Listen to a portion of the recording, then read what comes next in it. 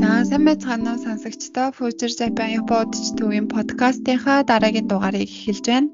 Энэ удаагийн дугаар маань 56 дугаар болж хүрч байгаа. За энэ удаагийнхаа дугаараар Япон, Монгол хоёр улсын үйл хөдлөх хөрөнгийн зах зээлийн талаар за бид хоёр өөрсдийнхөө мэддэг зүйлсийг хуваалцахаар шийдлээ. За Японд олон жил амьдарч байгаа монголчуудын хувьд Японд байр авах уу, эсвэл Монголд байр авах уу гэд нэлээд эргэлзээтэй сэдв байдаг. Тийм болохоор энэ удаагийн дугаарыг сонсоод за та бүхэн хаана байр авахаа шийдэхэд тань жоохон ч гэсэн тусламж зөвлөгөө болно гэдэгт найдаж байна. Өнөөдрийн дугаараа бид хоёр эхлэхээс өмнө та бүхэндээ нэг чухал мэдээлэл хуваалцъя гэж бодож байна. Юу гэхээр гадаад амьдарч байгаа монголчуудынхаа лизингийн хэрэгцээг оновчтой цогцоор нь шийдвэрлэж чадах Invescore лизингийн iLease үйлчилгээний талаар танилцуулсан юм аа.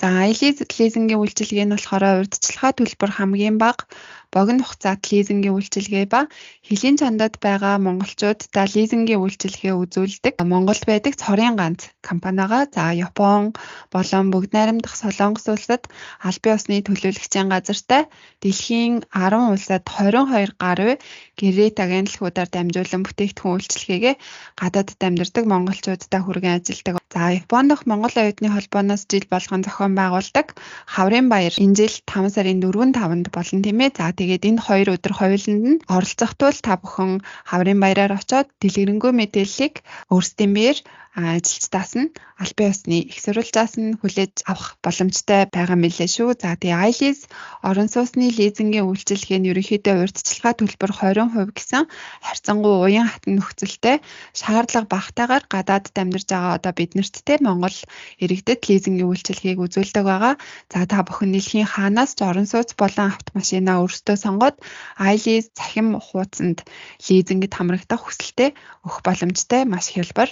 За гадаадд байгаа монголчууд маань доорх хэдхэн энгийн шаардлагыг хангаж авах юм бол ерөнхийдөө лизингийн үйлчилгээний нөхцөлийг нь хангаж хамрагдах боломжтой. За нэгдүгээрт Монгол улсын иргэн буюу 21 нас хүрсэн эрх зүйн бүрэн чадамжтай байх.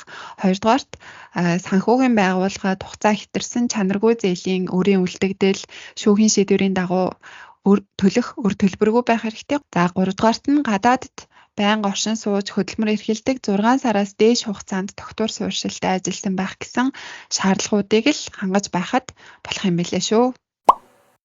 За ингээд ярианд орцгоох уу? За тэгэхээр эхлээд Монголд байр авах талаар ярих гэж бодож байна. За Монголд байр авахд мэдээж давуу талууд болон сул талууд байгаа. За эхлээд давуу талаас нь хэлж ярив. За эгийн хувьд давуу тал нь Монголд байр авахд юу байгаа гэж бодож байна? За ер нь Монголд байр авахын давуу тал гэх юм бол бас яг зөв байраа авч чадах юм бол нэлээд авахгүйснаас авсан мэдээж зөндөө олон давуу талтай гэж бодож байна. Хамгийн энгийн жишээ хэлэхэд бид нар ингээд жоохон санхүүгийн сахилгуудтай гэх юм уу төлөвлөгөөтэй байж чадахгүй бол ингээд хэрэглээл авсан зайлангаа хэрэглээд дуусаад идэг штэ тийм болохоор нэг юм зорилготойгоор байр лизингээр авчих юм бол сар болгон тэрийгэ төлөхгүйд тийм санхүүгийн сахилга баттай болж бас төлөвлөгөөтэй нэг ясны хуримтлал маягийн хөрөнгө оруулалт гэж харж болох байх гэж боддог.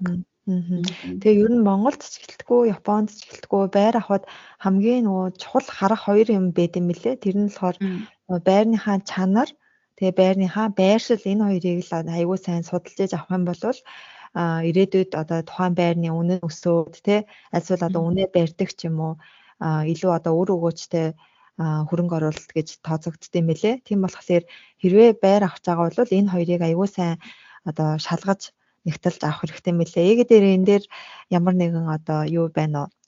Өөрийн надад бүр бодит гэж байна. Тийм за би чинь ирээд бид нар Монголд амьдарч байгаа л тэгэл гадаад руу явж ажиллаж амьдрий гэхээр ихэнх нь тэгэл мөнгө олъё, санхүүгийн боломжтой олъё, хоригдолтой олъё, байртай олъё гэсэн зорилгоор л явдаг шүү дээ. Тэгэл бодит ирж үзэхээс нааш бодит байдал ямар ахыг мэдэхгүй гадаад очиод амар мөнгөтэй болол бараг жил 2 жилийн дараа байртай олчихно гэдэл ер нь ихэнх нь бодож ирдэг те. Тэгээ би ч гэсэн яг л тийм байсан. Тэгээд ирээд нэг жил гарan бараг 2 жил орчим болсон чинь ингээл угаасаа бид нар чи ирээл уцраа болохгүй л ямар ч юугүй л байгаа штэ тий юун байр авах мантал байгаа штэ тий уцраа болохгүй л тийм байсан. Тэгэл одоо бодоод хахад бүр өөрийгөө одоо бодоод хахад нэг хөөхөн дөнгөж ирсэн нэг хүүхдийн сэтгэлээр л баг байж тээ гэж боддог. Ирээл жил гарan болчаал яана би ч одоо ингээл бүхэл хотон ирээд нэг жил болчлаа хураасан мөнгөгүй авсан байргүй гэж тал тэгэл ерөөсөө нэг жоохон хуримтлалсан байсан нэг жоохон мөнгөөрөө байр авъя гэж бодоод одоо урьдчилгаа 30% гэж бодоод тэгэл Монголд байгаа гэрийнхэндээ ээжтэй байр судлаа өөрөө ерөөсөө судлахгүй тэгээд байр судлаад хайгаадах гээл тэгэл ямарсан товчлаад ярих юм бол нэг байр авсан. Тэр чи одоо бараг ингээд хэдэн 7-8 жил мөлийн өмнө нөө Yen 18 билүү байсан уу яахгүй юу. Тийм тэгээд нөгөө сонгон найрхан дүүрэгт байрапа нэг байрапа тэгээд тэр нь шинээр баригдаж байгаа байр яг баригдаж байхад нь авсан. Тэгээд гэхдээ бас азтай гайгүй яг хугацаандаа ороод ордер энтер нь гараад болцсон. Тэгээд ийм юу асан гэсэн үг юм биш те 30% саадалж дараагийнх нь нөгөө компанитаа хувь лизингээс тийм хувь лизинг гэсэн баггүй юу. Өөрийнхөө нэр дээр тэгээ авсан. Тэгээд өөрийнхөө нэр дээр зааваагүй хаа би өөрөө Монгол яваагүй болохоор одоо гэрийнхнийг нэгнийхээ нэр дээр хийгээд тэгээ хувь лизинг хийгээд авсан. Тэгээд шууд байрандаа нүүж орж мороод амьдраад айгүй айтайхан л байсан ерөнхийдөө бол тэгээд нөө хотхон биш ийм ганцхан ширхэг өндөр 16 жилөө давхар байсан байхгүй юу. Тэгсэн чинь ингээд одоо сонгон найрхан дүүрэг гэдэг чинь ер нь нэг жоохон орчин нь жоохон тиймэрхүү. Тэгээд ер нь нэг жоохон гэр орол маягийн дүү тийм орчинтайс ахгүй юу. Тэгээд анх ахвад бид нар одоо ингээд гоё эргэн тойрныг нь гоё тогтжуулнаа, айгуу гоё болгоноо санаа зовлтгүй гэдэг орсахгүй. Тэгсэн чинь ороод жил боллоо 2 жил боллоо ерөөсөө орчин өөрчлөгдөхгүй.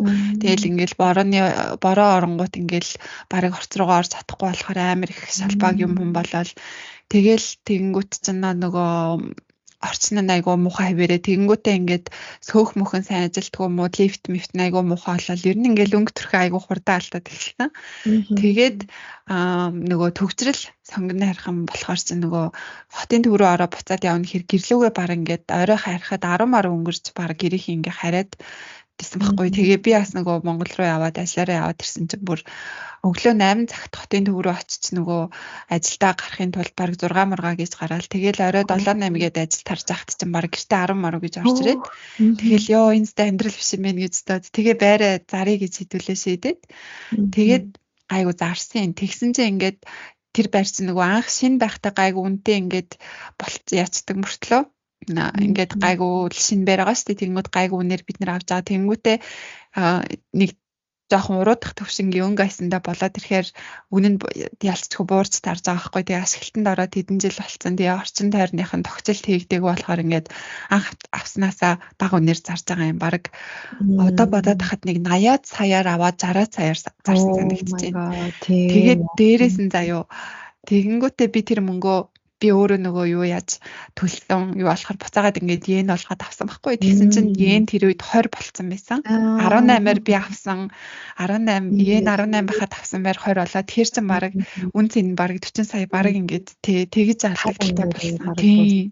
Яана тэгэхээр одоо яг л нөгөө нэг барилгын байршил амар байршил тэгээд барилгын чанар тий яг ингээд гэртээ ингээд орцоороо явж ороод гэртээ орчих юм бол байр маань айгуу гоё дайжгүй тий тэгээд 16 дахь байрны баг тий нэлийн юу байсан өндөр байсан болохоор нар мар ороод айгуу гоё л байсан л та. Одоо бодоход гэхдээ одоо нөө ерөнхий том зургаар нь харах юм бол би яг нөгөөтгөө төлөхгүй л ингээл гүрэгээл те мөнгө цуглуулаад тэгэл сүүлдээ ингээл баг ингээд яг бодит байдал ярихад баг төлж чадахгүйгээр ингээл өр мөр ингээл Японд нөгөө цалингаал ингээл хүргээл амьдэрдэг хүмүүс чинь байрны сар болгоны лизинг явуулна гэхээр ер нь бодит байдал дээр амар хэцээсэн. Тэгээд буцаагаад зараад мөнгө аваад би баг ингээ буцаагаад аваад тэгэл нөгөө нэг урьдчилж авсан өр мөрөө дараа баг нэг юм үлдээгүү. Тэгтээ яг дараагийн байрны ингээ 30% болсон л доо. Тэгтээ тэгэнгүүт одоо тий яг вэ бас амьдэрсэн гэхээр бас 2 жил яг үнэн тийм.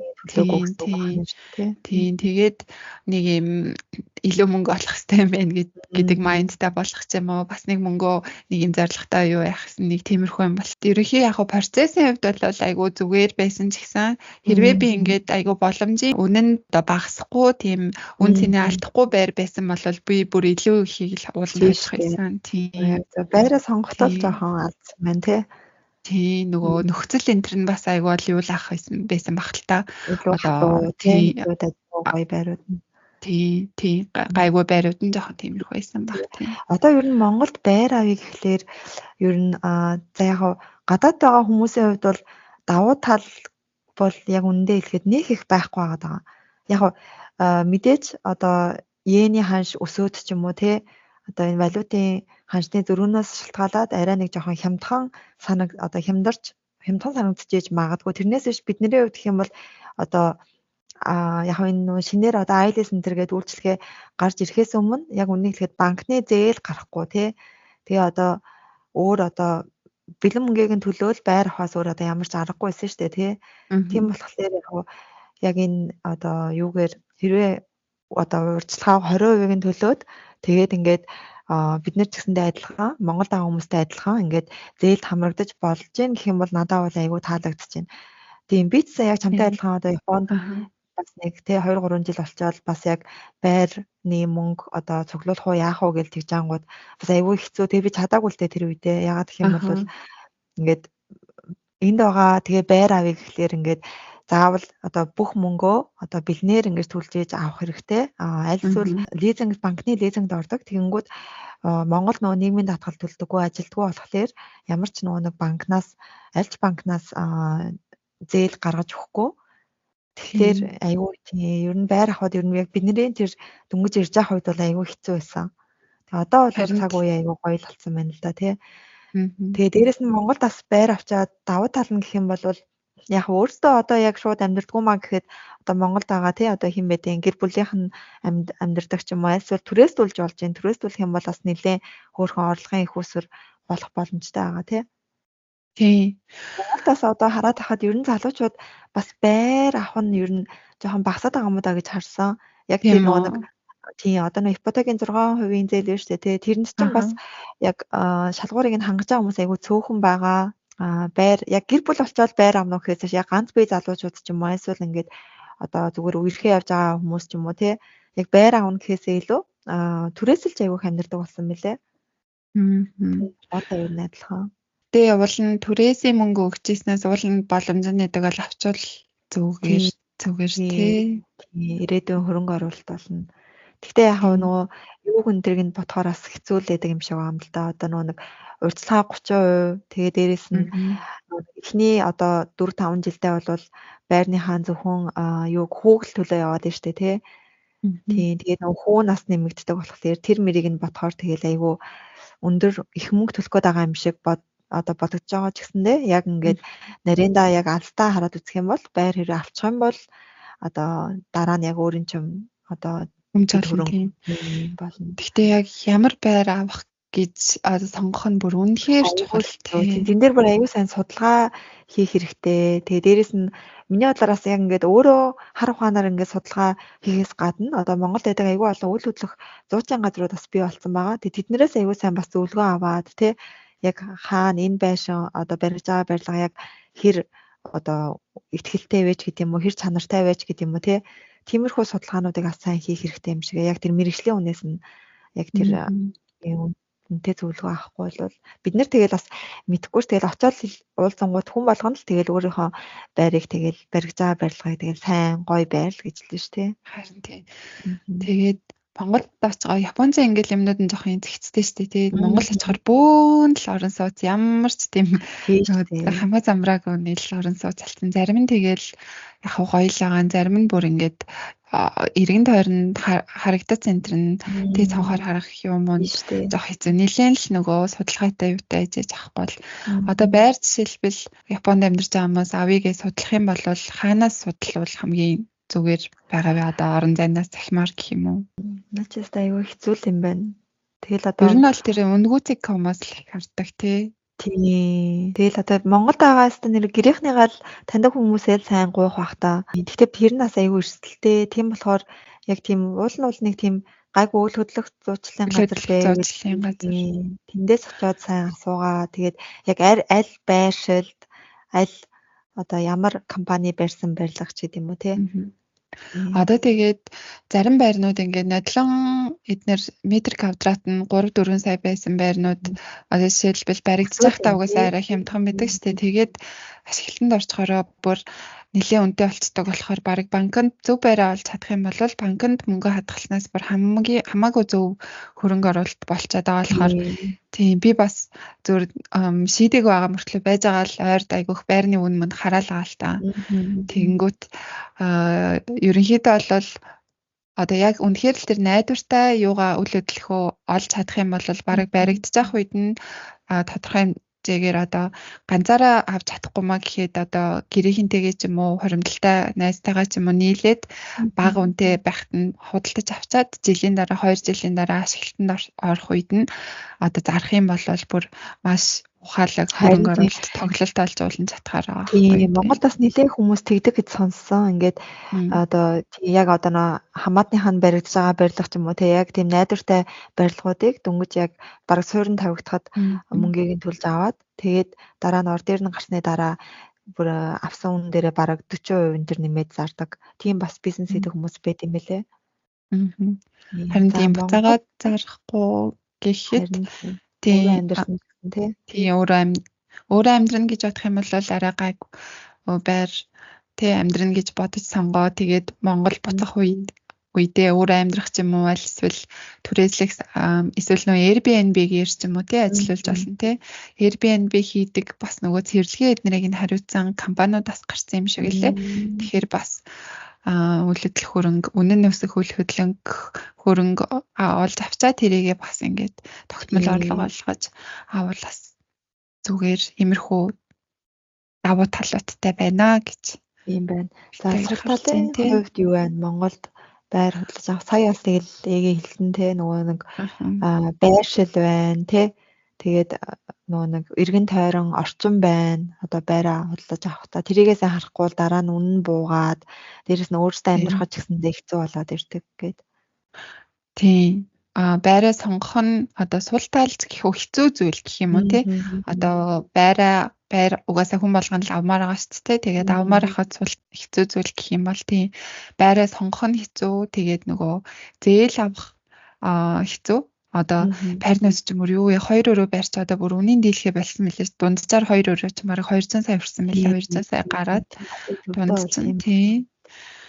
Тэгэхээр чин мэдээж төлбөрөө яах уу гэдг нь байгаа тий өөрөөсөө бид нэр одоо гадаад байгаа хүмүүс чинь нийгмийн даатгал эднэр төлөхгүй байгаа. Тэгээд одоо тэр хувь лизингийн байрнууд чинь уу жоохон өндөртэй бодит мэдээлэл хаанаас яаж авах нэг жоохон тийм хийсвэр байгаад идэг тий яг тийм байдаг байраа сонгох тэгээд төлбөрийн талаар тэг өөрөөсөө байхгүй болохоор итгэлтэй хүн Монголд хэрэгтэй тийм ээ тиймэрхүү.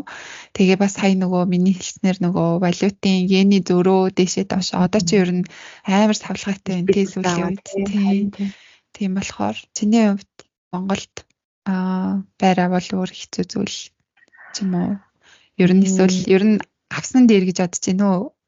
Ахгүй Монголд бол тийм байр авсан дээр гэж бодож байгаа. Гэхдээ яг тэгэхээр сайн байраа дэжгүй байршилтай дараа нь үнэн унахааргүй ядаж үнэ байрдаг тийм байр авахгүй бол тэгээд шал дэмий ас мөнгөөрөө шатсан хэрэг болчих магадгүй гэж бодож байна. Яг үнцэн үнэ бүр барихгүй. Тэгээд одоо хамгийн хэцүү нь ингээл тэр судалгаа л байна л да. Одоо хаана тэгээд одоо мэдээч ингээд одоо тэр хурдын байрч гэдэг юм уу юу гэдэг MCS-ийн байрч гэдэг юм уу. Тэгэхээр ингээд том компаниудын гой байрнууд байгаа шүү дээ.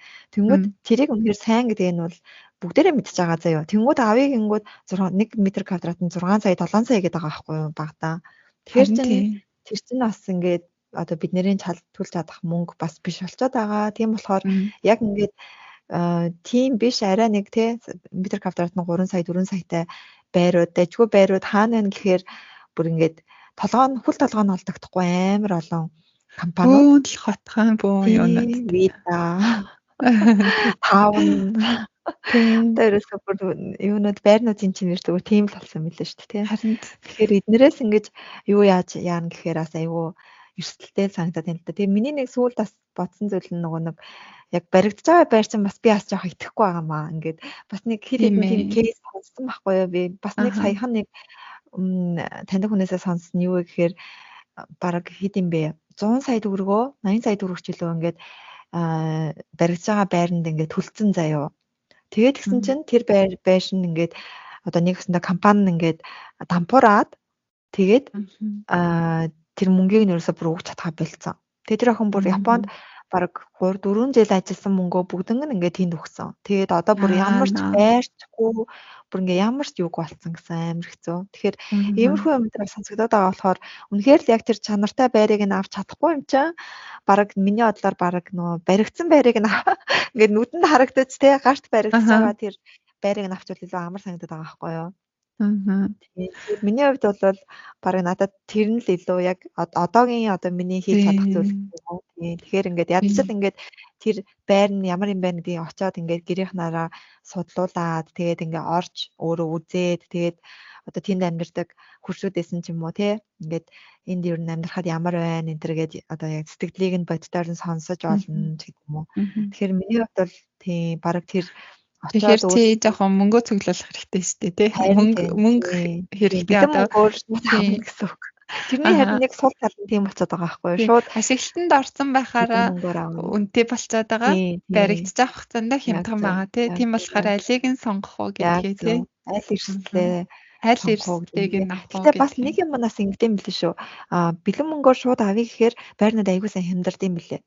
Одоо 100% төлөө гэхээр тийм. Тэгэхээр ингээд одоо тэр тавьсан байгаа үнээсээ бараг нэг 5-аас 10% ч юм уу хямдардсан билээ. Тэгэхээр бас бэлнээр авна гэх юм бас нэг одоо юм давуу тал нь тэр юм уу? Тэгэхээр ч одоо тэр жишээлбэл ипотекийн зээл ч юм уу аль эсвэл айлиз үйлчилгээ эднэрээр өөрөө бэлэн мөнгө байхгүй өөрөө бэлэн мөнгөтэй байх нэг сонголт аль эсвэл нөгөө нөхцөлийг нь хангаад зээлийн нөхцөлийг нь хангасан байх юм бол тэр чинь бас бэлэн гэдэгтэй орчин гэсэн үг шүү дээ. Гэхдээ яг Монголын хувьд ярьж те ингээд нэг юу гэдэг юм бэлээ судалгаа гэдэг юм бэлээ. Тэр нь болохоор ингээд одоо 30% урьдчилгаа төлөөд тэгээ ипотекийн зээлд ороод за одоо 20 жил ч юм уу те байрны зээл төлөөд явсан нь вэ штэ те одоо шууд нөгөө нэг бэлэн мөнгөөр байр авснаас илүү ашигтай гэсэн.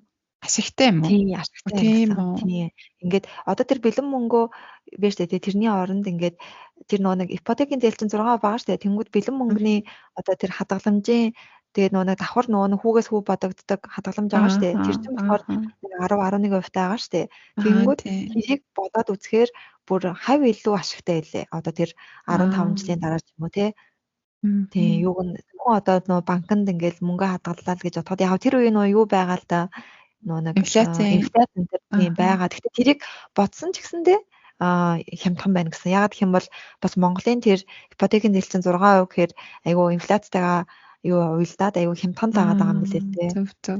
Тийм. Тэгэхээр шууд ингэж хэрвээ тэр ипотекийн зээлийн юуг нь хангаж байгаа бол одоо энэ зээлийн шаардлагыг нь хангаж байгаа бол шууд бэлэн мөнгөөр нь авах биш.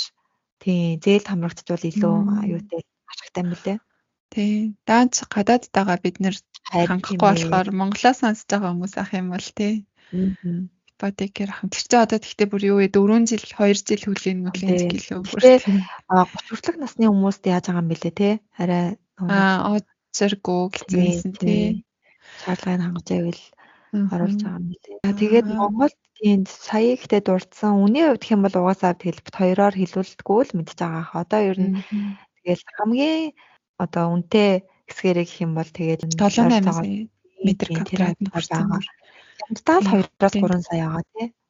Тийм, ер нь 2 сая орчим гэх юм бол барыг баригдаж байгаа л тийм байрнууд байгаа. Тэгээд ашиглалтанд орчхороо л тэгэл бүр шууд нэмэгдчихсэн юм лээ. Ашиглалтанд ороод ор дээр нь гарчхаараа нэмэгдээд 2-оос 3 нэг баян зүрх дөрөх ч юм уу сонгон дайрхам эднэр хавцаа бол нэг 2-оос 3 сая, хаан бол зайсан орчмоор нэг 4-7 сая байгаад тах. Бүр зайсангийн бүр урагшаа нөгөө үнэтэй байрнууд бол бүр дэлгэх л та 4-7 сая. Тэгээд нөгөө хотын яг нөгөө төв зам дагуу 4 зам ч юм уу хүүхдийн 100 тэр хаваар бол бүр 7-8 саяас дэше гараа авсан мэлээ шүү. Ойрд байрны үн хараагүй хүмүүс. Тийм байна. За тэгээ Монголд ерөнхийдөө байр авах тэгэл 3 л арга баг шүү дээ. Тэгээ нэг бол одоо бэлэн мөнгөөр шууд төлж аавна. Нэг бол тэгтээ гадаадаас гэхлээр тэр нөгөө банкны лизингд бол хамрагдах боломжгүй болчихж байгаа юм байна шүү дээ, тий. Тэгэхээр одоо тэгэл нэг бол iLease тий иймэрхүү үйлчлэгийг сонгоод тэгээд авах гэсэн ийм л ерөнхийдөө 2 л аргатай болчиход байгаа юм байна шүү дээ. Нэг бол юу ажиллах юм байна нэрээ баригдаж байгаа байрыг юм байна. Хувь лизинг хийгээд авах, аль эсвэл 100% төлбөрөөр авах, аль эсвэл одоо энэ iLease-ээр ч юм уу тийм байна. Авах гэсэн аргууд байгаа юм байна. Тэгэл өөрийнхөө төлбөр болон хизээнээс эхэлж амьдрах, яах ихээ бүгдийг бодож байгаа л тэгэл шийдэх юм дээ тий. Тийм байна. За Монголд байр авахын тулд авах талаар битээр нэг иймэрхүү мэдээлэлтэй байна. Тэгээд санал бодлоо бас хуваалцах хүмүүс авил хуваалцаарай тий. Одоо дараа нь Японд байр авах талаар өөрсдийнхөө авцаагүй байгаа болохоор одоо мэдээлэл юм да гэхдээ тий. Тийм ойлголтгүй байгаа хүмүүстээ битээр ерөнхий мэдээлэл өгөх үү дээ. Тэгтээ бас Японд амьдарч байхад бас боддог байсан шүү тий. Одоо ингээл хэдэн жил амьдрах нь тодорхойгүй. Тэгэл ингээл түрээс төлөөл явж яснаас бараг нэг байр аваад тэгээд бараг одоо байрны түрээс төлөх нэг бол одоо байр аваад нөгөө нэг лизинг төлөх хоёр чинь яг бараг адилхан мөнгө төлөх хар болгонд төлдөг юм тийм. Бараг адилхан. Тийм болохоор юу юм бэлээ. Одоо бид нар чинь нэг 2 өрөө байранд амьдрэх гэх юм бол түрээс нэлээд өндөр штэ тий.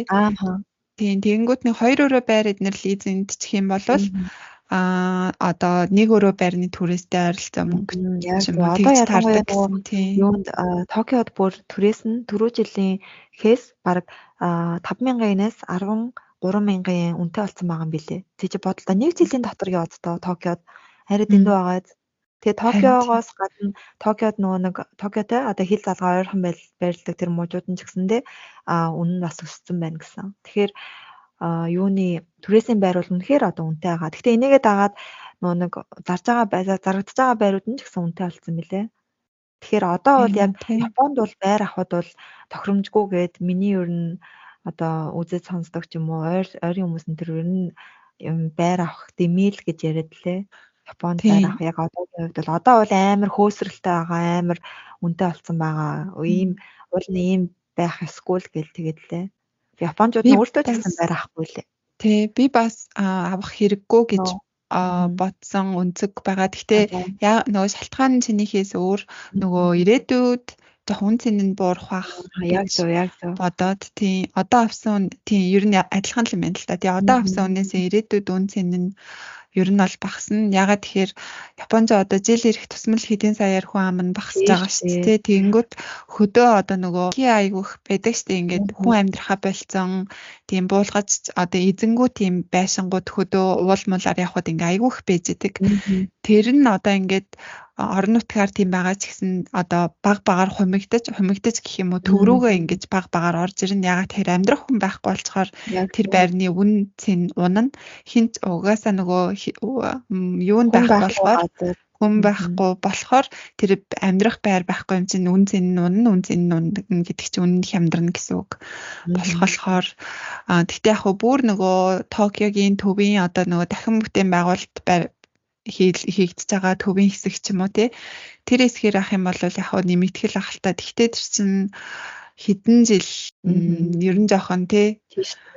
Гэтэ бас нэг юу шүү тий. Японд нөгөө байр авах юм бас нэг давуу тал нь Монголыг бодох юм бол байрны төрөөс асар бага тий. Биш байрны зээл банкны зээлийн хүүг тий. Одоо Монголд гэсэн үг тий. Тий. Монголд одоо ипотекийн зээл чинь хамгийн бага 6% гэж байгаа шүү дээ. Тэгэнгүүт Японд болохоор ерөнхийдөө 0 бараг одоо ихтэй бас жоохон банкны хүүнүүд өссөн байлээ. Ерөнхийдөө 0.100-ны одоо хэдэн хувиас тий 0.1 хэдэн хувиас 3.5 ч юм уу тэр хавцаал байдаг. Тэгээ бараг 3.5 авна айгүй өндөр ч юм уу тий.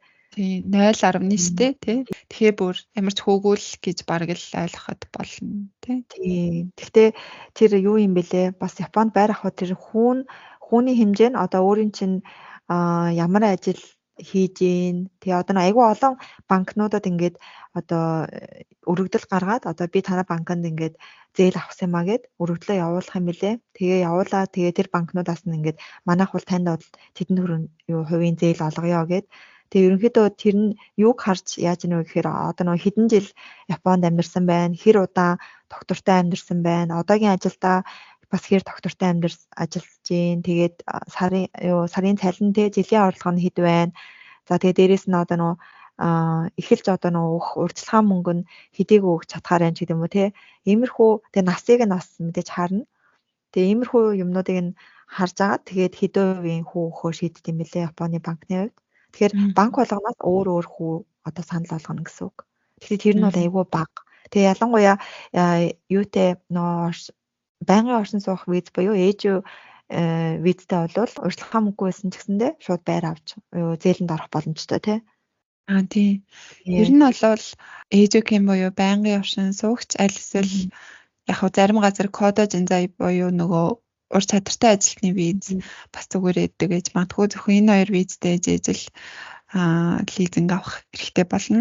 Тийм. Гэхдээ юу юм бэлээ? Зүгээр нэг ажлын визээр штэ. Ажлын визээр ч гэсэн авах боломжтой. Гэхдээ тийм хамгийн юу нь болохоор урьдчилгаа заавал төлөх юм бэлээ. 20-30%. Тэрийгээ төлж. Тэр нь бас бүр нэлээд их мөнгө болсон. Тэгээ баг Монголд байрны 100% төлбөр авах мөнгө тийм хоёр. Японд одоо штэ тий. За Токиогийн 23 дүүрэгт нэг ойролцоогоор хаус авлаа гэж тод за нэг шинэ хаусууд за нэг 4,000 хаус уу? Тийм. Зүгээр байр уу? Тийм байр одоо 3-5 байр. Yonseiman гэдэг чинь одоо монголоор хэд вэ? Шинэ хаус агаад Токиогийнхаа одоо тэр нэг Кацушикач гэдэг юм уу Эдогава энтер гээд яг тэр мэдээч Шибуя Шинжуку өндөрт бол үнэтэй л дээ. Гэтэ арай жоохон тэр зүүн хэсгэрээ ч юм уу арай тийм хямдхан байд юм бэлээ. Ерөнхийдөө нэг 3.10 гэхээр бараг тэрбум төгөх юм байна. 920 сая. Тийм байна. Тэгэхээр юу вэ? Монголын байртай бараг хайртай юм шүү. Монголын гайгүй байрнууд ч мөр тэрбумаар ярьдаг болсон мэлээ шүү. Тэдэн тэрбум. Өмнө нь ч нэг тэрбум энэ гэсэн юм сонсдог байсан л та тий. Тэгсэн чи одоо бүр тэдэн тэрбум гэж ярьдаг болсон мэлээ шүү. Тэгэхээр бараг тий Японд байр авах уу, Монгол байр авах уу гэж бараг. Тэгээ би бас нэг санаа зовоод байгаа зүйл нь Японд одоо байр авахараас тэр юу нь яадаг бол гэл гайхаж байна л да. Яг мэдээж даатгал бол байгаа. Тэгэхээр Японд ч аягүй их нэг байгалийн гамшиг ихтэй штэ. Тэгэхээр одоо мэдээж одоо газар хөдлөлтөнд төсвөртэй л байр байгаа л да. Гэхдээ Касай хогийн coverage чаддаг л хахтад янз бүрийн даатгалуудад л орох бах та. Одоо зээл авсан хүн нь бас өөрөө амь насны даатгалд заавал орох хэрэгтэй. Одоо машины осолд ороод яачлаа гэхэд тэр нь гэр бүлийнхэнд нь үлдэнэ гэсэн юм бол байдгүй.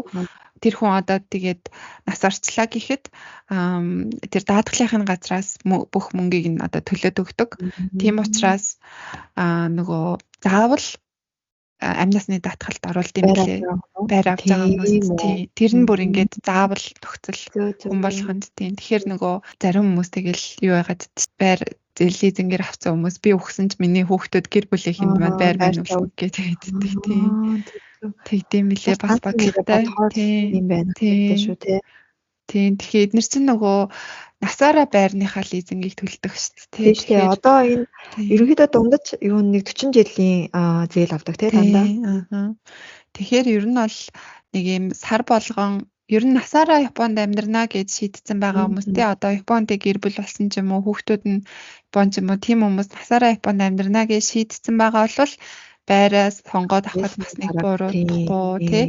Тэгээд одоо мань мичиг яахан тодорхойгүй те Японд амьдрахгүй тодорхойгүй хүмүүс бол байр авахд нэг жоохон нэлээд удаан бодох хэрэгтэй л байх хэлээсэл тийм. Зарим нэг хүмүүс бас ингэж яагаад лээ өөрөө ингээд амьдрахаа болсон ч гэсэн одоо түрээсдүүлээд тэгээд тэр түрээсийнхаа мөнгөөр яг 100% мэдээж юугээ зээлээ төлж чадахгүй ч гэсэндээ нэг ядаж 70-80% нь төлөөд тэгээд үлдсэн 20-30% нь өөрөө төлөөд тэгээ явж явах юм бол ингээд 40 жилийн дараа гэхэд өөр ингэсэн байртай болсон байх юм биш үү гэдээ бас нэг тийм юу бас ярьж илээ. Тийм тэгээд тэр нь бас гол нь л нөгөө дараа нь зарахад үнэ яхалтахгүй л байвал те. Харин тийм. Ядаж барьж Японд бол байр шил үнэхээр чухал. Одоо тэр юунаас галт тэрэгнийхээ буудлаас алхаад хэдэн минут байна гэдэг нь бүр амар чухал те. Тэгээ машинаар явах уу, гэр бүлтэй хүүхдүүд ойр орчимд нь сургууль цэцэрлэг байна уу гэд бас юу вэ те. Гэтэ яг удаан ер нь амьдраа 20-30 жил одоо амьдрнаа гэж бодож байгаа юм бол тогтухаа бодох юм бол бас лизингээр юу яагаад авч явах те. Одоо тэгэл ядчил ингээл тэгээ бас нэг юм нь болохоор Японд одоо хаус ах уу альсвал амны орон сууц тий ах уу гэдэг тэр бас айгүй том юу юм шиг байгаа. Яг нэг бодох хэрэгтэй зүйл гэх юм уу. Тэгэл бас аль одоо ч хаус авлаа гэж тоход газрын юу гэж төлнө, татвар гэж төлнө. Гэхдээ газарнаас өөрийнх нь болчихж байгаа. Тэрнээс давуу тал болно. Гэхдээ бас одоо бүх одоо нэг одоо maintenance юмнуудаа өөрөө хийх хэрэгтэй болно ч гэдэг юм уу тий. Тиймэрхүү бас татвар төлнө ч гэдэг юм уу. Тэгэнгүүт орон сууцтай авчингууд одоо юугээ тэр maintenance юмнуудыг нь орон сууцнаас нь хийгээд өгчөн ч гэдэг юм уу. Газрын татвар гэж төлөхгүй ч гэдэг юм уу. Бас амар юу юм бэ лээ. Хоёр талтай. Тэгэхээр бас алийг нь авах уу гэдгээс айгүй сайн бодолцоох хэрэгтэй юм шиг байна. Тэгээ сар болгоны тэр лизингээс гадна одоо Монголд байдгүй юмнууд гэх юм бол нөгөө хөрөнгийн татвар гэж юм төлдөг юм билээ. Бас нөгөө нэг удаагийн одоо бүртгэлийн татвар гэдэг тэр нь бас нэлээд өрхөн мөнгө болчихсон юм шиг байлээ. Тийм билээ шээ заавал бүртгүүлдэг тийм. Ер нь бас байр авахд одоо нэг хамгийн анх гарах тэр нэг юу вэ штэ тий. Төлбөр одоо жишээлбэл за санзэн ман буюу 30 сая йений байр авлаа гэж тоход эхлээд гарах төлбөр нь бол 900 мянган йенээс 2 сая 700 мянган йен хавцаа бол заалшгүй өөрөөс чинь бол гарна. Энэ нь болохоор одоо тэр байрны урьдчилгаан энэ төр биш. Одоо юу гэдэг нь тэр дээрээс нь бас нөгөө Японд байр авах заавал үл хөдлөх зурчлалын газраар дамжуулж аавна. Тэгэнгүүт тэр үл хөдлөх зурчлалын газартаа бас юу төлнө. 3% одоо юу гэх юм уу төлнө энэ төр гээд. Тэгэхээр эднэрийгээ бүгдийг нь оруулахаар бас байр бас тийм анх авахд бол 50 сая төгрөг гэх үү? Төлбөр бол гарч байгаа. Тэр энэ тэндээс нь л бахан юу яагаад ярьцах шиг боллоо. Ямар ч ихнийг багцлаад ярихад Японд байр лизингээр авахын тулд байнгын хөвшин суух зэм визтэй ер нь байна. Одоо урьдчилгаан мөнгө хамгийн багаар авна гэх юм бол за тэгээ ажлын визтэй ч гэсэн болно. Гэхдээ урьдчилгаа төлбөр тодорхой нэг 20-30%-ийг юм уу заавал цуглуулсан урьдчилгаа олгож өгсөн байх хэрэгтэй. Тэгээ тэрнээс гадна ажлын хувьд ажлыг нь маш сайн харна. Маш одоо нэг ажилдаа удаан тогтвортой ажилласан байх гэдгийг нь харна. Тэгээд жилийн орлого нь 5 сая йенээс илүү багтаа 500 мангаас дунджаартай илүү. Тэгээд банкнаасаа тухайн хүнээсээ бизнесээ хамаараад өөрөөр байна л та. За тэгээ байрны хувьд болохоор Токиогийн яг төвөөр болвол за нэг Yonsенман буюу 40 саяас за нэг 70-80 сая йен буюу нэг 1-2 тэрбум төгрөг орчим байна гэж бид тэр бүр амар нөгөө ерөнхий багцаа хэлж байгаа шүү дээ. Тэгэхээр 1-2 тэрбум төгрөгөөр байрах боломжтой. Арай нэг Токиогоос зайдуу гэх юм бол энэний нэг тал үнмээр нь ч юм уу байр худалдаж авах лизинг дэх боломжтой байдаг. Тэгээд Японы байрнууд ер нь Монгол шиг амар савлгаатай биш, амар нөгөө үнэн тогтвортой байдаг, нэлээд тогтвортой. Тэгээд банкны хүү гэж бараг байхгүй гэж бараг ойлгоход бол 0.1 хэд мэдийн хувийн хүүтэй тийм байдаг. За тэгээ мэдээж 1 тэрбум 2 тэрбум төгрөгтэй хүмүүс байвал ах тийм бол шууд худалдаад авч мэдээж болно. Юунд Японд нэг юм гадаад хүн үйл хөдлөх хөрөнгө авч болдсон мөлий. Одоо юугүй ч гэсэндээ Японд одоо ямар нэг визгүй тийм нөө баян хятадууд аваад тийм. Одоо тэр хятадууд тэр Хоккайдогийн тэр нэг юуг нь бүр бараг аваад дуусчаан гэсэн шүү дээ. тэр бараг юу н газар бараг тэгээд дүүрэн хятад тийм юунуудтай болсон эзэдүүд болсон гэсэн. Монголын нэг агентлаг бас нэг Хоккайдогийн нэг байр Японд байртай болох юм болох уу гэд тэгээдсэн. Гэхдээ нөгөө хүмүүс асуугаад идэг Японд байртай боллоо гэхэд виз авах боломжтой юу гэд асуугаад идэг. Гэхдээ тэр бол боломжгүй тий. Виза бол өөрөө тусдаа зүйл. Тэгэхээр тий хэрэв мөнгөтэй бол бас мөнгөө одоо хаана яах вэ гэж бодож байгаа хүмүүс байвал Монголоос шууд Японд бас байр авах боломж бас байна тий. Мөнгө төлөө 100%. Тэгээд тэрийгээ түрээслэж болно тий. Тий. Монгол яа гэм бол гадаад хүн өөрийнхөө нэр дээр үйл хөдлөх хөрөнгө авч болд юм болоо. Яа гэм болоо. Би бол болдгүй л ах гэж бодож байсан. Виз мэдгүй бол үйл хөдлөх хөрөнгө ингээд лизингдэж аваад тэгээд түрээслээд тийм түрээсийн орлого та Монгол хүмүүс ч гэсэн мэд юм лээ. Одоо нөгөө нөхцлөө хангацсан одоо нөгөө виз нь окей болсон, ажил нь окей, өндөр корпоративд ажилладаг цалин өндөртэй ах юм бол тэр чинь байрны лизинг ингээд гараад идэг. Тэнгүүд нэг байр авцсан байнгут дараагийн байр нь бас гарахад амар болдог. Гинэ одоо нөхцлөөдийг нь хангацсан. Тэгээд нэг юм итгэлтэй нэг юм агентлагтай үйл хөдлөх хөрөнгөний газартаа олчих юм бол тэр нөгөө энэ хүн юу гэдгийг нь мэддэг болохоор ийм боломжийн байр гарлаа. Энийг авах уу гэж санал болгоод тэгээд тийм лээ. Тийм тэгэхээр тийм бас орлогын их үсэр бас байж болж байна. Тийм тэгээд Японд гэхдээ аюу санаа шинэ байр аваад тэгээд шинэ байр аваад тэр байр нь одоо тэр хүн одоо авсан хүн амьдраагүй ч гэсэн өөрийнхөө нэр дээр шилжүүлнэ штэ. Тэнгүүд тэр шилжсэн өдрөөсөө эхлээд үнэ нь 30% буудаг гэсэн штэ. Тэгэхээр бүр нөгөө нэг шинэ байр уу, хуучин байр уу гэдгээсээ бүр үнэ нь айгүй. Тэгээд амьдрсан амьдраагүй ерөөсөө хамаагүй. Тэгээд аваад хэдэн жил болж байгаа ч хамаагүй. Хүний гар дамжсан бол тэгэл хуучин болчихно гэсэн. Тийм. Тэгэхээр бас тэрийгээ бас айгүй сайн бодолцох хэрэгтэй юм бэлээ. Монголд гэхдээ тэгдэггүй шүү дээ. Эсрэгээр нь тэгэл баг амьдраагүй л амьдраагүй шүү дээ. Тийм. Тэгээ дээрэс нь баг эсрэгээрээ баг цаг хугацаа явуулсан байрны чинь үнд ороод байгаа зү. Харин тийм нэр тийм тий. Одоо түрүү жил чинь нэг 110 сая гэсэн байрын жил баг 120 мөрт болсон бах уу. Харин тийм инфляци амар байгаа болохоор тий. Тэгэхээр ер нь Японы үйл хөдлөх хөрөнгийн юу Монголын хоёр тэнгэр газар шиг өөр л байгаад байна. Сайн судалаад авбал. Гэхдээ ер нь гэр бүлтэй хүмүүс баг байр авсан ч бас зүгээр ч юм шиг ер нь. Тийм хамгийн гол нь тухтай амьдрын гэж бодохоор айгүй зүгээр байгаа байхгүй юу? Гэр бүлтэй хүмүүс одоо тийм нэг өрөө байрны түрээсээр 3 өрөө байрны лизинг төлөөд амьдрах чинь хамаагүй дээ шүү дээ тий. Одоо тэг ялангуяа жилхэн төлбөр төлөөд түрээс ингээ өндөр болоод байгаа үед тий. Тэгэл одоо тэгээд яаж байгаа гэсэн чинь Токиод энэ тэр нэг юу н байрны одоо түрээс ингээ өнд орсон шүү дээ. Тийм болохоор одоо амьдарч байгаа хүмүүстэй тийм одоо юунес одоо юу гэдэг 4 сараас эхлээд байрны түрээс чинь ингээд 3000 янаар 4000 янаар нэмэгдэнэ гэсэн тийм захаа энэ төр ирээд байгаа гэсэн. Өө тийм үү. Яа тэгээд ам бол тоо тий. Тийм тэр юу н одоо нэг байрны өрн үсэж байгаа шалтгаан нь болохоор юу гэсэн. Нөгөө ажиллах хүч дутуу байгаа. Бүр ингээд амар барилгын салбар тэр чигээр амар дутуу байгаа. Дээрээс нь тэр нөгөө эд материал нь бас үнд орсон гэсэн. Тэгээд тэр энэ хоёроос болоод амар өссөн гэсэн. Юу үнэн. Тэгээд шинэ байрны угаасаа үн өссөнгүү дагаал энэ юу аа түрээсж байгаа байрны үн ч гэсэндээ өсөөд. Тэгээ одоо бас дээрээс нөгөө нэг угаасаа тэгэл Японд юуны хоол хүнс ч гэсэн амар өсөд байгаа шүү дээ. Японд өмнө нь нэг дөнгөж нөгөө ковидын дараа хямрал болоод юмны үн жоохон нэмэгдэнгүүт 10 yen нэмлээ гэж зурагтаар уучлаараа гэж маягт хагаад идэг гэсэн чи одоо бүр болцсон. За бүр дураараа уучлахгүй нэмдэг болцсон эдгээр. Тэр нэг мэдээ үзчихсэн чинь тэр дэлгүүрийн үн. Йоо энэ баг 1000 барааны үн нэмэгдсэн гэнэ. Тэгээд ста нэрээ юу үнийг нь сольж амжихгүй байна. Ямар хэцүү юм бэ гэдэг. Хайртай гэж. Харин тий одоо юм эдгээр чинь уучлалтаачихгүй хаална нэлээ шууд нэмдэг болчихлээ. Тэгэл дагаад бүх юмнууд нэмэгдэж байгаа юм л. Яг тэр хурдаараа сайхан цалингаа нэмдэг бол сайхан л юм. Юу байхгүй ш.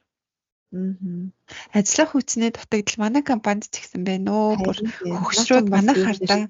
Тийм манай нөө нэг тийм барилга тэгээд хүмүүс ингээд тэтгэрс гарах нь гараад насны ирэхээр нас орох нь насараад манай хүмүүстэй үнэн жинхэнэ рил за. Тэгээд Одоо өнөөдөр ч гэсэн ингээл юу байгаа л энэ жилийн 4 сард 3 хүн ингээд шууд багасж чинь тэнгүүд тэр шууд жилийн орлого 500 бангаар багасж байгаа болохоор энэ янзаараа хүн нэмэхгүй болол цалингаа нэмж бонусаа нэмж чадахгүй хүн олмоор энэ гэсэн л юу нэ. Тийм харин одоо тэнгүүд Японы залуучууд нь ерөөсөө юм хар ажил хийхэ болцсон.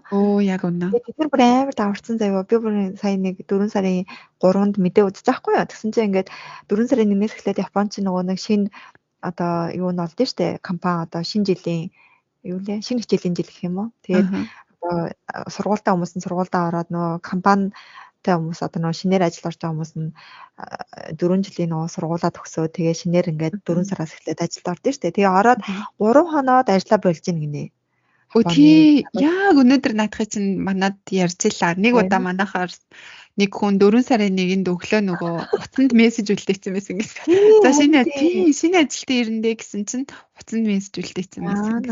Харин тэгэхдээ тэр ажилт нь амар оюутнуудаас аягүй даварцсан заяа ингээд. Гэтэ яг хөөрхийн амьтад бас аргачихгүй юм байл л дээ. Нөө юуг нь сонсохоор шалтгааны хоёлаа бүр яриадсан. Хадуурч өгч байгаа. Яриаг нь ингээд нөгөө шалтгааныг сонсохоор ингээд нөгөө хилжсэн цалингаасаа ондоо цалин байсан. Тэгээд ингээд хагас бүтэн амарна гэсэн мэжээж ингээд тийм амралт аюу хагас бүтэн ч гэсэндээ ажиллана гэж хэлсэн энэ тэргээ тэр нь бол айгүй муухай байхгүй тий. Тэр бол нэрээ үнэхээр айгүй тийм юу гэх юм уу. Тэр компанид ингээд төрүүлж байгаа итгэл үнэмшил нь байхгүй болно. Тэгэнгүүтээ тийм одоо нөгөө өөртөө гарыг гэж нөгөө нэг хэлэхэд бас айгүй хэцүү байдаг гинэ. Тийм болохоор өмнөөс нь ингээд одоо нөгөө компани руу залгаад ингээд тэр одоо өнөөдөр тэр үйлчлэгээ бүр амар завгүй байгаа гэсэн. Харин нэг 4 ман гэдэг чинь 3-4 ман тийм 30,000 40,000 yen орчимд тэгээд 7-800,000 төгрөг тийм үү. Тийм өмнөөс нь ингээд залгаад тэгээд нөгөө нэг одоо юу мөг нь буцаагаад одоо нөгөө нэг юу гэдэг тэр одоо тамга маамаг одоо юу гэдэг компаниас зээлж авсан компьютер ч гэдэг юм. Тэднийг нь өмнөөс нь буцааж мчааж өгсөн юм лээ. Тийм үйлчлэгээ хүртэл таан ч мөр амар юу болоод байна гэсэн. Японд тий. Юу ярьж байгаа ийш орчоо. Харин юмны үн ярьжсэн хүн хүч татагтаад байрны үн нэмэгдээд тий. Тэгэхээр одоо байрны дээр барилга дээр ажиллаж байгаа хүмүүс монголчуудаас айгүй их байна. Тэгэл гадаадуудаас айгүй их байна тий. Тий, манайх ч нөгөө дан японочууд гэдэг гэсэн гадаад хүмүүсийг ерөөсөө юу яаж авдаггүй байсан чи одоо бүр гадаад хүмүүс авах талаар ярьж шít. Тий. Тэгэхгүй бол одоо угаасаа ажиллах хүчин бол үнэхээр харин тийм үнэхээр японочууд бол яаж тэгээд сони япон хүн ажилд авч ирснаас гэд бүр өөртөө тэгээд тэгэл. Би нэмээд нэг юм хэлэхэд одоо нэг энэ байрыг авах уу яах уу гэж боддөө штэ. Тэнгүүд тэрийгээ нөгөө нэг яах юм бол бас нөгөө ийм нөгөө нэг арга байд юм лээ. Тэр нь болохоор штэ үн ба түрээсийн харьцаа гэсэн нэг бодох аргачлал байдаг гинэ. Тэр нь болохоор яадаг вэ гэхээр за одоо жишээлбэл 125 саяын байр ингээ байна гэж үтэй заяа. Тэнгүүд тэрийг ингээд авлаа штэ. Тэгээ аваад 800,000 төгрөгөөр сард түрээслэе гэж бодоход жилдээ 9,600,000 төгрөгийн одоо түрээсийн ашиг гарч байгаа. Тэгэнгүүт тэр 125 сая анх авсан үнэ 9,600-аа хуваахаар 13 гарч байгаа байхгүй юу? Тэгэхээр энэ коэффициент нь хэрвээ 15-аас дээш авах юм бол ер нь энэ үр төлөвлөгөөийг аваад хэрэггүй юм байна гэсэн тийм юунд хэрэггүй гэсэн одоо тийм дүгнэлт байдаг гинэ. Тийм болохоор хэрвээ байр авъя гэж бодож байгаа бол одоо тэр байрны үн чинь тодорхой байгаа шүү дээ. Одоо 100 хэдэн сая үдийн 5 сая ч. Тэгээд тэрийгээ мэдээд тэгээ дээрэс нь за тэр хавьд яг одоо манай дээр авж байгаа байрны тэр хавьд хэрвээ би байраа түрээслэх юм бол хэдээр түрээслэж гин гэдгээ өөрөө одоо тэр үнгүүцэг хэмнээр шалгаад тэгээд тэр одоо үнэ ингээ хуваагаад үзэхлээр хэрвээ 15-аас дээш гарч явах юм бол наад байр чи амар ашиггүй байр байна гэдэг тийм мэдээ баг гарах хэрэгтэй юм байна тий. Яаж бодно гинэ дахиад хэлдэ. За 120 саяын за 180 саяын байр гэж бодъё. 180 сая. Тэнгүүд за 180 саяын байрыг жишээлбэл за сая 200-аар түрээслэе гэж бодъё сард. За. Тэнгүүд тэр сая 200-аа 12 сартаа үржүүлнэ. Тэгэхээр жилийн хэд гарч байна? Сая 200 үржих нь 12 14 сая 400. 14 сая 400. Тэгээд наадхаа 180 сая наад тандаа хуваана. 14 сая 400 гэсэн. 12.5 гарч ийн тий. Тэгэхээр яг хав ерөнхийдөө боломжийн гэсэн үг. Тийм байна тий. Ямар ч 15-аас доош гарах юм бол ерөнхийдөө мама гайгүй ашигтай гэж үзээд. Тэгээ ерөнхийдөө энэ тоон ингээд баг гарах тусмаа илүү ашигтай байна гэж үзсэн. Түрээслэх байсан ч түрээслэхгүй байсан ч ингээд байвал зүгээр. Гарч ирэх юм бэлээ. Гэхдээ тэгээд ямар ч байраас нь тэгээд ер нь байршил, нэгдүгээрт байршил, тэгээ баг нэгдүгээрт барилгын чанар, тэгээ байршил энэ хоёрыг л амар сайн хараад авах юм бол тэгээд юугүй л алдах зүйлгүй л. Тэгээ барилгын чанар би тэр нөгөө төмөр бетон зэта юу илээ тэр мэр ерөөсөө ойлгохгүй шүү. Харин тийм ээ. Тэгэхээр яг тэр юу мэрэгжлийн Японд ингээд одоо ядаж одоо нэг би яг байр авах гэж очиж үзег үлдээ. Байр түрээсгээс очингууд ингээд тэр Японы үйл хөдлөх зуучлалын газрын хүмүүс бол үнэхээр сайн хэлж өгд юм бэлээ. Ингээд энэ наадах чинь бетон, наадах чинь төмөр тутамал. Тэгэхээр одоо юу гэдэг нөгөө өвөлдөө дулаахан ч гэдэг юм уу. Тэрийг нас аягүй сайн мэдээд хэлж өгд юм бэлээ. Тэгэхээр Монгол ч гэсэндээ бол тэр үйл хөдлөхийн газрууд руу яг өөрөө очих юм бол аягүй гоё зөвлөгөө бол нөхөл ах тий. Тийм тий. Тэгтээ яг өхөл ах л та. Тэгтээ яг нөгөө зархаж байгаа байраа сайн талаас нь хэлдэм болов яг бодит зөвлөхөө өгд юм болов тий. Японы үйл хөдлөх хөрөнгөний газар ч гэсэн хүнээсээ их болно л доо. Ер нь сайн нөгөө эйженттэй таарна гэдэг бол үнэхээр өстой тий. Тэнгэрийн аваад татахтай адилхан. Тийм Монголын оюунууд бас байна тий Японд. Тэгэл хүний татварыг угааж агаад тэгээд Японы угаасаа тэр үйл хөдлөх хөрөнгөний газрууд идэх чинь нэлийн бараг нөгөө нэг black mafia юу шиг мафийн арай нэг цэвэрхэн аль биесны юм шүү тий. Тэгээд нөгөө түрээслэхээр одоо бид нар шиг ингэж түрээслж амьдарч байгаа хүмүүс чинь нүүх гэж бөө юм болдог шүү дээ. Одоо нөгөө анх орж байгаа мөнгөө багсах гал худлаа баах юм нэмцдэг. Тэгээд тэрийг энийгээ хас гэдэг тэнгууд хасцдаг гэж байгаа байхгүй юу? Тийм мэдхгүй хүмүүс бол тэгэл анхнаасаа гэрээ ихтэй ийм их мөнгө хэрэгтэй л юм байна гэх. Харин тийм юун дээр одоо тэгтээ тэрийг бас яг яах юм бэлээ. Одоо нөгөө нэг юуг нь сонсоод сарын түрээс нь хийдийн гээд тэрийгээ сонсоод тэгээд танаа компани чинь зуулчлалын хөлс хийдийн тэгээд энэ одоо байранд ороход нөгөө нэг талархлын мөнгө байгаа юу, барьцаа мөнгө байгаа юу гэл тэгээд эднэрийг нь асууж агаад тэгэл яг өөрөө дотроо нөгөө нэг яг за би тэр орчмыг төлөх юм байна гэд яг бодчих хэрэгтэй юм билээ. Тэгэхгүй нөгөө нэг тэрийгээ бодоагүйгээс болоод шууд нөгөө нэг тэр үйл хөдлөлийн тийм хэлснийг ингээ харах юм бол бараг нөгөө толгоондоо бодож амжаачгүй байхад айгуул тэрэн дээр тэг гар үсгээ зурчих байгаа байхгүй. Тэгээд тэр талархлын мөнгө гэдэг чинь ер нь байхгүй ээж болдог мөнгө юм лээ шүү дээ. Тэрнээс хэлсэн юу? Кобегийн юу байхгүй юу? Кобе нөгөө нэг яг амар юу болсон шүү дээ. Нөгөө нэг газруудад болоо тэрнээс л амар тий. Гал төмөр гараад тэрнээс 1990 гал төмөр тийм би нэг YouTube-ийн юунаас үзчихсэн. Тэгэхээр энийг бол өгөхгүй байсан ч болдог мөнгө. Тэрнээс үүссэн зүгээр нэг соёл маягийн маяг юм гэдэг. Тийм. Тэгэхээр бас тэр үйл хөдлөхөөс нэг асуугаад үзэхэд бас гэмгүүлэх тий энийг ингээд байхгүй болгож болох уу өндөр гэд. Гэхдээ би тэгэж асуусан заяа ингээд ийм талхлын мөнгө ингээ өгмөрг байна гингүүд намайг шууд тэр байшин шууд ингээд байхгүй болгоод тэгвэл энэ байр боломжгүй гэл тэнгүүдээ шууд өөр байшингууд үзүүлээдсэн. Тийм, эзнээсээ болт юм шиг гэлээ. Заавал талархлын мөнгө авна гэсэн эзэн байвал тэгэл тэхээс өөхөөс өөр аргагүй тийм шиг гэлээ. Тэгэхээр түрээслэхэд юм байдагтай ижилхэн нөгөө худалдаж авахар бодож байгаа бол яг зөв баахан юмнууд тийм баахан юм бас юм.